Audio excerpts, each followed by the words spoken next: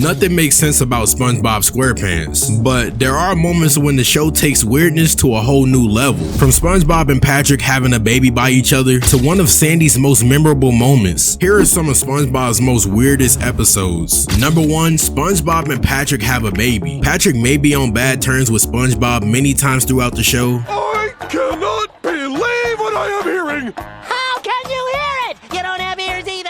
But their friendship is something that will last forever. They are basically bros for life, which is ironic considering the fact that starfish and sponges do not rock with each other in real life. In the episode Rockabye Bivalve, SpongeBob and Patrick's bromance rose to a new level when they found an abandoned baby clam yet to develop the ability to fly. SpongeBob and Patrick take the baby to SpongeBob's house, name him Junior, and decide to raise him as their own baby, with SpongeBob as the mother and Patrick as the father. Yeah. As if that's not sus at all. Initially, they had a pretty fun time with the baby clam, and it seemed they understood the assignment. Until Patrick decides he needs to take his role as a dad more serious. And with that, bro went and got himself a job. He left SpongeBob, the mom, to do all the housework, but promised he was going to give SpongeBob a break once he got home from work. But that turned out to be a big lie, one that would start something between the two. SpongeBob soon realizes that Patrick is a lazy dad, and just like in real life, Patrick promised to change his ways, and that just turned out to be another lie. And you know that job we talked about Patrick having? Well, it's not a real job, and all he does is watch TV all day under his rock. They started arguing, and while they weren't looking, Junior jumped out of a 2-story window. But luckily, Lil Bro had already learned how to fly. Eventually, they all reconciled with Patrick promising to make changes, including talking about having another baby with SpongeBob. I believe I speak for everyone when I say this, we do not want to see that. And I can say the same thing for the next episode. Just as no one would have imagined, Patrick turned into a woman. Patricia? In the episode That's No Lady, Patrick Star had to pretend to be a woman named Patricia when a strange man with a briefcase yelled at him to get out of town. Patrick was convinced that the stranger was a paid assassin of some sort. He told me to. Who did? I'm not sure, but he had a briefcase. Oh, a briefcase! He might be a paid assassin!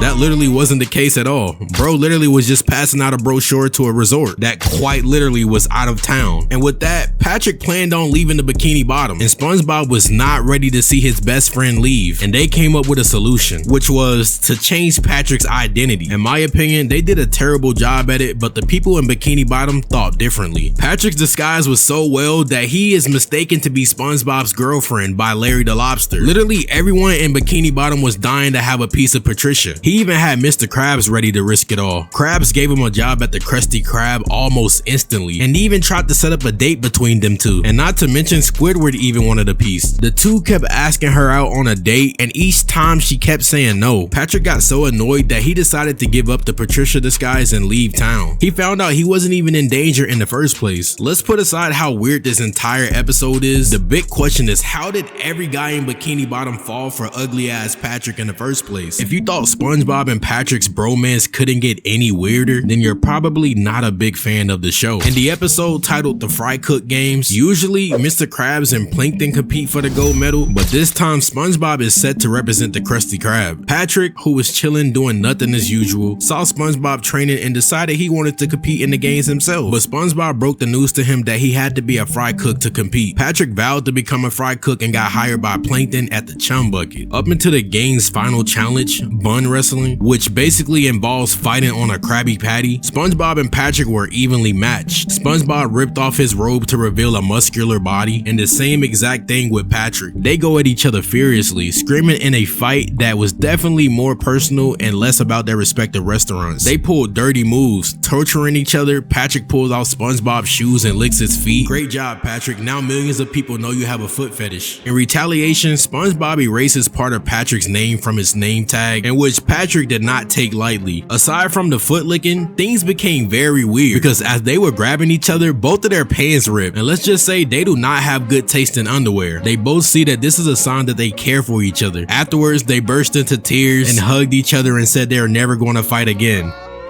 Let's promise never to fight again, buddy.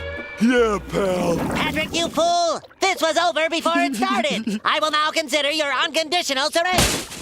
Yeah, pretty wild episode. The next episode just doesn't make any sense. Sandy Cheeks is an American squirrel who, instead of living on the surface like every other land animal, decides to make the Bikini Bottom her home. In the episode titled Someone's in the Kitchen with Sandy, things get even weirder with this squirrel. Plankton was up to no good trying to steal the Krabby Patty formula. He hides in a Krabby Patty which gets served by SpongeBob to Sandy. I don't know what Plankton's plan is, but a Krabby Patty probably isn't the best place to hide. However, Plankton jumps out of the Krabby Patty right before he's eaten, but he passes out since there's no water in Sandy's diving suit. Sandy goes back to her tree dome, goes in the bathroom, then takes off her suit and helmet. She gets in the shower, turns it on, and takes off her fur. I can't decide what's weirder, the fact that she literally just took off her skin, or the fact she looks like a walking piece of bubblegum. Water from the shower revives Plankton, and he goes to steal Sandy's skin, pretending to be Sandy. Sandy finishes her shower and realizes her stinking fur is gone. Then she puts on a bikini and goes looking for it. She eventually finds Plankton at the Krusty Krab trying to get the better of SpongeBob so that he could steal the Krusty Krab's secret formula, but Sandy stopped him before he could get away with it. Despite the fact that she's wearing a bikini on her pink self, the people of Bikini Bottom think she's walking around naked, so that leads to her getting arrested for nudity. This whole episode just felt like one big scary dream, and somehow a writer succeeded at passing it off as an episode. Right after the dreadful episode trying to use Sandy's stolen fur, Plankton carries out another cringy plan. This time around, he plans to have his wife Karen, a computer by the way, launch him into Mr. Krabs' brain so that he could steal the formula. But unluckily for Plankton, he landed in SpongeBob's brain. He tries going into SpongeBob's eyes so he can see how Krabby Patties are truly made, but instead he made SpongeBoy go blind. He tries going to the ears to listen, but messes that up too. Then he goes into SpongeBob's brain and discovers that the formula is located in his heart. While trying to steal the formula from SpongeBob's heart, Plankton gets transformed into a clone of SpongeBob in a manner that's very